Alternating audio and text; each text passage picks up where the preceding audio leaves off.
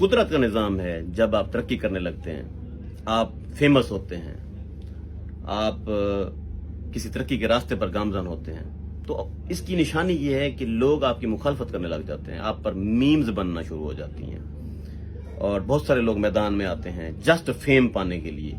آپ کو وہ بندہ یاد ہوگا جس نے محترم میاں نواز شریف صاحب کو ایک جوتا مار دیا تھا، اور اس جوتے کی قیمت بھی کروڑوں ڈالروں میں لگی تھی۔ تو اس طرح سے ہوتا ہے، کوئی پریشان ہونے کی ضرورت نہیں ہے۔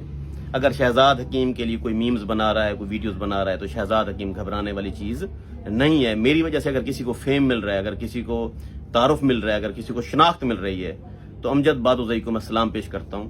مجھے یہ بات کیوں کرنی پڑی ہے، غور سے سنیں۔ السلام علیکم دوستو، پیو ماں اگر بچے کو اولاد کو تربیت اچھی دے نا تو اولاد بھی اچھی تربیت دی ہونی۔ یہ حکیم دا میں ہنے کلپ ویڈیو سنی، میں تو عوام کو ایک سیدھا میسج دیتے اور سونا، اور میں دعویٰ کرنا ایک میرا چیلنج ہے، آوے اپنا دوائیاں کٹے، یہ عطا ہی حکیم ہے، اور لوگوں کو 2 نمبر قسم تھے جنہوں نے لٹے نہ بیٹھے۔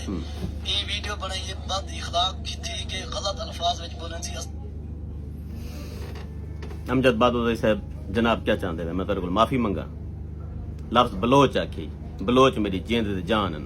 میرے کو پتہ لگے تو ڈی جی خان لے پاسے دے، ڈی جی خان دے واسطے دا میرا دل دھڑک دے، اور تائیں کہ میں معافی منگا، میرے کو معاف کر دے لالا، میں معافی منگتا پھر آپ کو۔